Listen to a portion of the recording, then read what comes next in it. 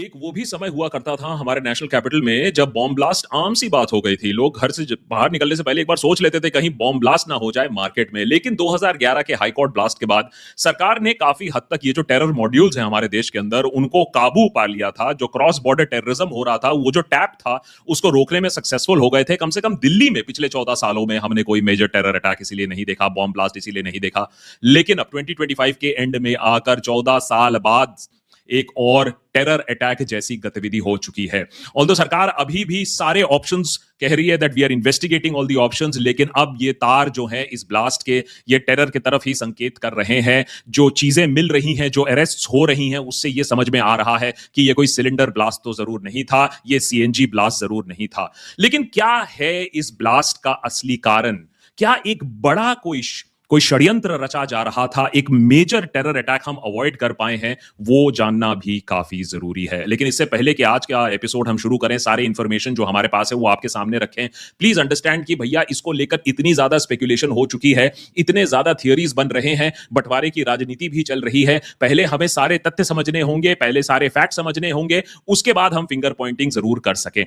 तो देशभक्त के आज के एपिसोड में पहले समझने की कोशिश करेंगे क्या हुआ है, जो 13 लोग मरे हैं उनमें कितने लोग की शरणात हो चुकी है, किस तरीके से अभी रेड फोर्ट मेट्रो स्टेशन को बंद कर दिया गया है, रेड फोर्ट को भी 3 दिनों के लिए बंद कर दिया गया है, और क्यों हम कह रहे हैं कि अब ये सीएनजी ब्लास्ट नहीं है। लेकिन जो एलिमेंट्स ऑफ टेरर हैं वो भी काफी इंटरेस्टिंग है, और ये खतरनाक ट्रेंड की तरफ भी हमें ये चीज दिखाता है। अल फलाह यूनिवर्सिटी में क्यों अभी जैसे हम ये एपिसोड को रिकॉर्ड कर रहे हैं, वहां सर्चेस क्यों चल रही है।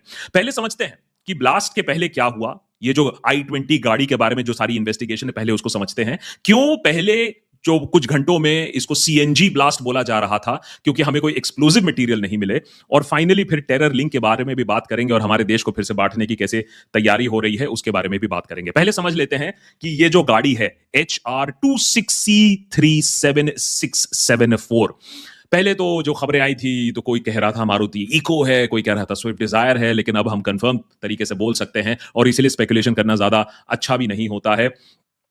सफेद रंग की i20 गाड़ी जो कि 3 घंटे से सुनहरी मस्जिद पर खड़ी हुई थी, और जब वहां से शाम को निकलती है तो एकाएक उस गाड़ी में ब्लास्ट हो जाता है। अब इसको बैक ट्रेस करके अब इतना तो एजेंसीज ने कंफर्म कर दिया है कि इस गाड़ी की जो मूवमेंट्स हैं वो हमें मालूम है, और ये जरूरी इसलिए है क्योंकि ये जानना जरूरी था कि ये गाड़ी आई कहां से है। और फरीदाबाद टेरर मॉड्यूल जो अभी अनकवर हुआ है, उससे इस कार के जो तार जुड़े हुए हैं उसको समझना जरूरी है कि ये एक्सीडेंट है या किसी टेरर मॉड्यूल का ही एक हिस्सा है। It is part of a terror attack. 8:04 में ये गाड़ी एंटर करती है दिल्ली में। पुलिस ने इसका सीसीटीवी फुटेज भी रिलीज कर दिया है। फरीदाबाद से एंटर करती है दिल्ली की तरफ, बदरपुर बॉर्डर से।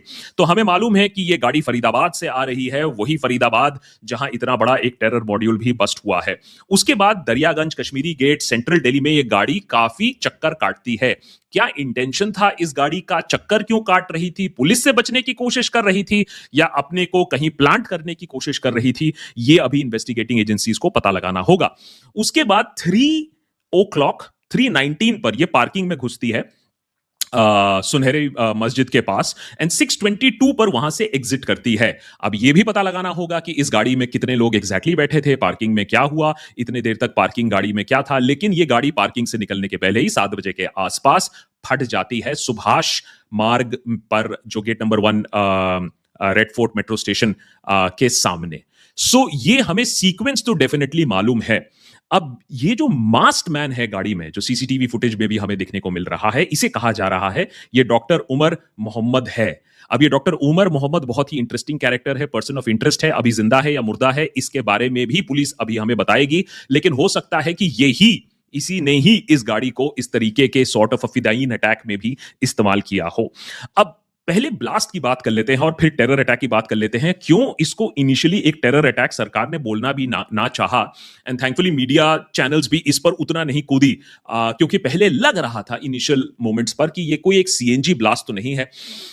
लेकिन अगर आप ये तस्वीरें देखो तो उससे साफ हो जाता है, और जो आई विटनेसेस हैं उनकी बातों से भी साफ हो गया था कुछ ही देर में, कि ये सीएनजी ब्लास्ट तो हो नहीं सकता है। क्योंकि हाँ, हमारे देश में सीएनजी की गाड़ियों में कभी कभी ब्लास्ट होता है, लैक ऑफ मेंटेनेंस की वजह से होता है, लेकिन इतना जो ब्लास्ट रेडियस है, इतना जो नॉइज है, वो डेफिनेटली नहीं होता है। लेकिन कॉप्स भी कंफ्यूज थे, इन्वेस्टिगेटिंग एजेंसीज भी इसलिए कंफ्यूज थे क्योंकि उनको कोई एक्सप्लोसिव नहीं मिला। जनरली क्या होता है जब आरडीएक्स या कोई और एक्सप्लोसिव होता है तो ब्लैकनिंग ऑफ द कार हो जाता है, वो कार्बन छोड़ता है, रेजिड्यू छोड़ता है, केमिकल आपको ट्रेसेस वहां मिलती हैं, क्रेटर आपको वहां मिलता है, लेकिन ऐसी चीजें जो एक स्टैंडर्ड ब्लास्ट में होती हैं वो यहां नहीं मिली है। And that is why this blast is very interesting. ये अलग तरीके का ब्लास्ट है और अब एजेंसीज को भी इसको समझने की जरूरत है। अब ये समझ में आ रहा है और इसीलिए थोड़ा सा वेट करके ही सारी चीजों को जानना जरूरी होता है। अब ये बात सामने आ रही है कि ये ब्लास्ट इतना बड़ा था, सीएनजी नहीं था, लेकिन ट्रेसेस भी जो हमें केमिकल्स के नहीं मिले वो इसलिए क्योंकि ये अमोनियम नाइट्रेट फ्यूल ऑयल या एएनएफओ के वजह से इतना बड़ा ब्लास्ट हुआ है। अमोनियम नाइट्रेट वैसे तो फर्टिलाइजर में, अमोनिया रिच फर्टिलाइजर में इस्तेमाल किया जाता है। अमोनियम नाइट्रेट को आप मार्केट से खरीद भी सकते हो, अपने आप में वो कोई एक्सप्लोजिव नहीं है, वो क्षति नहीं पहुंचा सकता है। लेकिन अगर आप अमोनियम नाइट्रेट को अगर आप मिला देते हो फ्यूल ऑयल के साथ, तब आपको मिलता है एक एक्सप्लोसिव पदार्थ जिसे एएनएफओ कहते हैं, अमोनियम नाइट्रेट फ्यूल ऑयल। अब इसकी खासियत यह है कि अगर आपने इसको मिला भी दिया तो यह अपने आप विस्फोट नहीं करता है, इसके लिए आपको एक डेटोनेटर चाहिए होता है क्योंकि इसमें माचिस लगाकर आप इसमें एक्सप्लोजन नहीं करा सकते हो। और इसीलिए कहा जा रहा है कि डेटोनेटर के साथ इस एएनएफओ को वहां एक्सप्लोड किया था। अब सवाल यह है कि जानबूझकर हुआ था, गलती से उस समय डेटोनेट हो गया, कहीं गाड़ी को और डेटोनेट होना था, ये इन्वेस्टिगेशन का अभी एक मामला है। लेकिन यह बात सामने जरूर आ रही है कि यह एक ammonium nitrate fuel oil detonation था और इसका जो इंपैक्ट होता है, जो लोगों ने भी नोटिस किया, 3200 मीटर से सेकंड इसकी ब्लास्ट वेलोसिटी है। तो बहुत तेजी से और बहुत लाउड इसका एक ब्लास्ट वेलोसिटी होता है जो कि लोगों ने एक्सपीरियंस किया। वहां लोग उस समय कैमरा चल रहा था, लोग इंटरव्यू कर रहे थे, लोग अपनी शूटिंग कर रहे थे, तो ये ब्लास्ट को कैमरा में दर्ज किया गया है। और इससे आप सोच सकते हो कि कितना इंटेंस ब्लास्ट था, जो कि एक सीएनजी के ब्लास्ट की तरह नहीं था और 1-2 किलोमीटर दूर तक इस ब्लास्ट को सुना गया था। तो ऑब्वियसली ये सीएनजी ब्लास्ट नहीं था। अब इस गाड़ी के ओनरशिप को लेकर भी काफी कॉम्प्लिकेशन हुई, इसीलिए इनिशियल आवर्स में लोगों को समझ में नहीं आ रहा था कि ये स्टोरी कहां जा रही है। अब समझ में आया है कि इस गाड़ी को सलमान जो गुरुग्राम में था उसने देवेंद्र को बेचा ओखला में, देवेंद्र ने अंबाला में एक बंदे को बेचा जो हो सकता है एक डीलर हो, उसने फिर आमिर को बेचा ये गाड़ी पुलवामा में।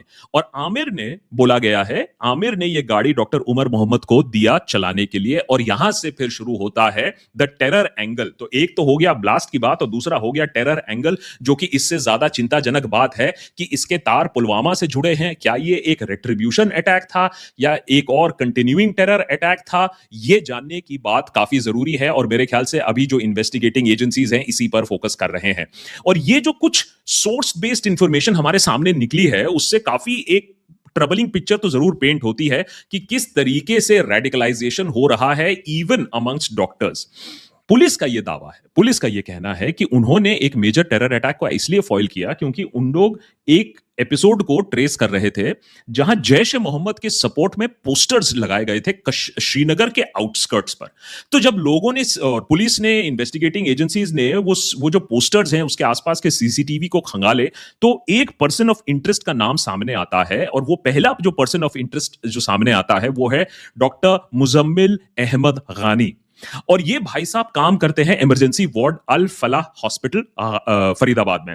अब ये अल फलाह हॉस्पिटल में फिर जम्मू एंड कश्मीर की पुलिस पहुंचती है, भाई साहब को अरेस्ट किया जाता है, डॉक्टर मुजम्मिल को अरेस्ट किया जाता है। इसको आप मान लीजिए फर्स्ट लिंक है, जो डॉक्टर हैं इमरजेंसी वार्ड में काम करते हैं। कहा जाता है कि इसके इंटेरोगेशन से दूसरा एक डॉक्टर जो सहारनपुर में काम कर रहा है उसको फिर Jammu and Kashmir police pickup करती है, डॉक्टर अदील मजीद राथर। अब डॉक्टर अदील पहले सीनियर रेजिडेंट हुआ करते थे गवर्नमेंट मेडिकल कॉलेज अनंतनाग में और फिर वो नौकरी छोड़कर ये सहारनपुर आते हैं वहां काम करने के लिए प्राइवेट हॉस्पिटल में। ये दो आपके लोग ऑलरेडी पुलिस कस्टडी में आ गए थे, छानबीन चल रही थी और यहीं से एक टेरर प्लॉट अनस्पूल होता है जब पुलिस को 350 किलोग्राम एक्सप्लोजिव्स मिलते हैं डॉक्टर साहब के यहां से, जिसमें अमोनियम नाइट्रेट कहा जा रहा है शामिल है। और यहीं से बात आती है डॉक्टर उमर नाबी की, जो कहा जा रहा है जो डॉक्टर गाड़ी चलाकर इस गाड़ी को यहां लाया था, इस अटैक में शायद मारा भी गया है। अभी उसकी पुष्टि सरकार करेगी वेदर ही इज अलाइव और डेड। ये भाई साहब पैनिक कर जाते हैं जब गानी को अरेस्ट किया जाता है and he was missing. Apparently police इसकी तलाश कर रही थी जब ये भाई साहब फरीदाबाद से गाड़ी दिल्ली लाते हैं, गाड़ी दिल्ली में घुमाते हैं और फिर ये गाड़ी में एक्सप्लोजन हो जाता है। तो वो गाड़ी दिल्ली में क्यों घुमा रहे थे? ये explosion all of a sudden होता है या वही टाइम्ड प्लान्ड वहां एक्सप्लोजन था? ये बात सामने आनी है। ये है डॉक्टर उमर नाबी, इनकी बात अभी चल रही है as the prime person behind the blast. अब ये गाड़ी में अकेले थे, इनके गाड़ी के साथ और कौन था, ये भी इन्वेस्टिगेशन का मामला है। पुलिस कह रही है कि एक फोर्थ डॉक्टर को लखनऊ से पिकअप किया गया है फॉर क्वेश्चनिंग, और इसको डॉक्टर्स कह रहे हैं व्हाइट कॉलर टेरर इकोसिस्टम, कि ये जो है रेडिकलाइजेशन जो हुआ है इवन अमंग्स डॉक्टर्स, ये हमारे लिए थोड़ा सा एक चिंता का विषय है। उसके बारे में अभी हम बात करते हैं।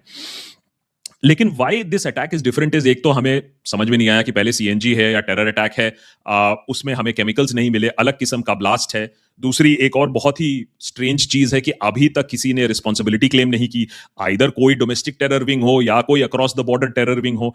पुलिस तो कह रही है कि इंटर स्टेट इंटर नेशनल एक टेरर सिंडिकेट को बस्ट किया गया है, लेकिन अभी तक जिम्मेदारी किसी ने नहीं ली। और जिम्मेदारी कोई ले या इसकी सच्चाई हमें पता चले या ऐसे टेरर अटैक्स हम रोक पाए, उसके लिए आप जितना भी एआई लगाना चाहते हो, सर्वेलेंस लगाना चाहते हो, एनिमेशन करना चाहते हो और सीसीटीवी लगाना चाहते हो, वो जब तक ना आपका ह्यूमन इंटेलिजेंस होगा तब तक आप ऐसे टेरर रिंग्स को बस्ट नहीं कर पाओगे। कहीं ना कहीं सरकार को भी ये समझना होगा कि जो ह्यूमन इंटेलिजेंस है, जो लोगों को ट्रस्ट उनका जीतना है, उसी से ही ऐसे टेरर अटैक्स रोके जा सकते हैं। अदरवाइज जो एक्सट्रीमिस्ट फोर्सेस हैं वो अपना काम कर देंगे, लोग एकदम चुपचाप बैठेंगे, सरकार को नहीं बताएंगे कि यहां कुछ गलत हो रहा है। इसीलिए ह्यूमन इंटेलिजेंस के साथ आप एडवांस टेक्नोलॉजिकल इंटेलिजेंस कर लीजिए, लेकिन ह्यूमन इंटेलिजेंस भी बहुत जरूरी है। आप सिर्फ आर्टिफिशियल इंटेलिजेंस पर नहीं रह सकते हो। और इसका एक छोटा उदाहरण अगर मैं आपको दूं, हमारे देश में अगर आप देखो कि इस तरीके से डिजिटल अरेस्ट आजकल होता है, लेकिन डिजिटल अरेस्ट होता क्यों है, आपने कभी सोचा है? वो इसलिए होता है क्योंकि बंदा के पास इतना ट्रस्ट नहीं है सिस्टम पर कि वो जाकर पुलिस को रिपोर्ट करे कि ये देखिए मुझसे पैसे मांग रहा है, मुझे डिजिटली अरेस्ट कर रहा है, ये तो गलत कर रहा है। उसको लगता है कि सिस्टम अपने आप में इतना करप्ट है कि ये पुलिस वाले को पैसा दे दूंगा, मेरी जान बच जाएगी। Police is seen as an enemy, state is seen as an enemy. वो स्टेट को भी अपना हाथ आगे बढ़ाकर लोगों को अपने साथ लाना पड़ेगा, तभी ऐसे जो रेडिकल्स हैं उनका भांडा फोड़ हो सकता है before they do something very terrible. तो फंडामेंटलिज्म का राइज तो डेफिनेटली चेक करना पड़ेगा, लेकिन ह्यूमन इंटेलिजेंस के साथ ही हमें चेक करना पड़ेगा। अब बात यह है कि इस जो 13 लोग मारे गए हैं उनकी मौत की रिस्पॉन्सिबिलिटी कौन लेगा? अभी तो उसके बारे में कोई बात नहीं कर रहा है। बस ये हो रहा है कि हाँ, दिखाया जा रहा है कि सब कुछ कंट्रोल में है, सरकार सब कुछ ठीक से कर रही है। लेकिन अगर 300 400, कोई कह रहा है 3 टन एक्सप्लोजिव्स मिले हैं, तो ये कहां से आए? ये एक्सप्लोजिव्स कैसे आ गए हमारे देश के अंदर? एक्सप्लोजिव्स कैसे जमा हो गए इतने हाई क्वांटिटी में एक्सप्लोजिव्स? उसका भी जवाब हमें देखना पड़ेगा। लेकिन सम क्रेडिट वेयर ड्यू, कम से कम टेलीविजन में जब हमने देखा तो कल कम से कम हमने पूरा वॉर ऐलान कर नहीं दिया था, अटैक नहीं कर दिया था, तो टीवी भी थोड़ा सा अपने आप को रिस्ट्रेन करके कल चल रहा था कि भैया पहले पता कर लें what are the facts, let's get facts in place. और वही हमें अभी भी करने की दरकार है। और मेरा फाइनल रिक्वेस्ट आपसे, इसीलिए एक छोटा सा रिक्वेस्ट है, ज्यादा समय नहीं लूंगा और, लेकिन एक छोटा सा रिक्वेस्ट ये है कि जहां हमने देखा है पुलवामा के बाद शायद हमारी सबसे बड़ी फेलियर यही रही कि अगर पाकिस्तान ने ये चाहा था, और जिस तरीके से लोगों को चुन चुन कर मारा गया था और बोला गया था ये मैसेज देना हमने किसको मारा था, क्या पढ़ा के मारा था, तो उससे यही था कि देश में बंटवारा किया जाए, और वो बंटवारा हुआ भी फिर से। तो टेरर अटैक जो पहलगाम में हुआ, उससे ज्यादा मेरे ख्याल से जो लोगों में बंटवारा जो कर दिया पहलगाम के बाद, वो मेरे ख्याल से, और that was the worst part कि we as a nation did not stand as one at that point of time. और जहां वो टेरर के आका पाकिस्तान में बैठे हों, वो उस समय हंस रहे थे। ये जो भी, जिसने भी ये अटैक करवाया है, जिसने भी ये ब्लास्ट करवाया है, कौन सा टेरर मॉड्यूल, जौन सा टेरर मॉड्यूल है, वो भी हंसेंगे पीछे अगर हम अभी बंटवारे की राजनीति में फिर से घुस गए। ऑलरेडी अस वर्सेस देम करने की कोशिश हो चुकी है। नोटिस करिएगा सोशल मीडिया पे किस तरीके से अननेम्ड एनोनिमस हैंडल्स नफरत फैलाने की कोशिश कर रहे हैं। ये नहीं कि सरकार जल्दी से जल्दी काम करे, जल्दी से जल्दी इन्वेस्टिगेट करे, जल्दी से जल्दी जो कल्प्रिट है उसे ढूंढे, बल्कि ये कि देश में नफरत की राजनीति को कैसे फैलाई जाए, अस वर्सेस देम कैसे कराया जाए। और मोस्ट ऑफ दीज अकाउंट्स आप नोटिस करोगे, इनका कोई नाम नहीं है, इनका कोई निशान नहीं है, ये आज है कल नहीं है। कौन है ये अकाउंट्स? क्या हो सकता है ये कोई इंटरनेशनल अकाउंट्स हैं, अक्रॉस द बॉर्डर अकाउंट्स हैं? बिल्कुल हो सकता है। मेरे ख्याल से तो सरकार को इनको भी ट्रेस करना चाहिए, जो ऐसे अनफॉर्चुनेट इंसिडेंट के बाद इतनी बुरी तरीके से देश में बंटवारा करने की भी राजनीति करते हैं। आई थिंक फिर से हमें इस ट्रैप में नहीं घुसना चाहिए और इस ट्रैप से हमें बचना चाहिए, क्योंकि united only we will stand. और सबको मालूम है, हमारे दुश्मनों को भी मालूम है कि यूनाइटेड इंडिया के सामने कोई टिक नहीं सकता है, इसीलिए हमें बांटने की कोशिश हो रही है। अभी तक हमारे पास जो इंफॉर्मेशन है मैंने बहुत ही क्लियरली आपके सामने रखा है। ये इंफॉर्मेशन आज, अगले 5 घंटे में, अगले 12 घंटे में, 24 घंटे में बदल भी सकता है, लेकिन कुछ कुछ चीजें अब हमारे सामने आ चुकी हैं। सर्टेन एलिमेंट्स डेफिनेटली वर इन्वॉल्व्ड, सर्टेन डॉक्टर्स डेफिनेटली वर इन्वॉल्व्ड। ये डॉक्टर्स को किसने इंडोक्ट्रिनेट किया, कहां से ट्रेन किया? ये डॉक्टर अहमद गाई, डॉक्टर अदील मजीद, डॉक्टर उमर नाबी, इनके जो एंटीसेंट्स हैं, इनके तार किस किस के साथ जुड़े हैं, ये पता लगाना जरूरी है। इनको बॉम्ब मेकिंग टेक्निक्स कहां से आई कि अमोनियम नाइट्रेट से इतना ज्यादा पावरफुल ब्लास्ट तैयार कर लिया जिससे 13 लोग मारे गए? क्या ये ब्लास्ट एक्सीडेंटल था? किसी तरीके से इस गाड़ी को कहीं और पोजीशन करना था, गलत समय पर ब्लास्ट हो गया? ये पता करने की जरूरत है। तो अभी बहुत सारे जो सवाल हैं उनका जवाब हमारे पास नहीं है। Please do not speculate, let the government come out and give information. हाँ, यहां गवर्नमेंट की भी रिस्पॉन्सिबिलिटी बैठती है कि हर दिन आकर डेफिनेटली कोई अपडेट दे, क्योंकि अगर जीरो अपडेट होगा तो स्पेक्युलेशन और भी बढ़ेगा। और कहीं ना कहीं रिस्पॉन्सिबिलिटी लेने की भी जरूरत है कि क्या ये एक मिस था या क्या हमने एक और बड़ा टेरर अटैक रोक दिया है। Either case, please be careful, please be united, please अफवाहों पर बिलीव ना करे, लोगों को हमें और बांटने ना दे। Many thanks for watching. देशभक्त पर ऑफकोर्स इसके बारे में जितना भी वेरीफाइड लॉजिकल इंफॉर्मेशन होगा वो आपके सामने रखने की कोशिश करूंगा, बट स्पेक्युलेटिव इंफॉर्मेशन हम यहां नहीं देंगे।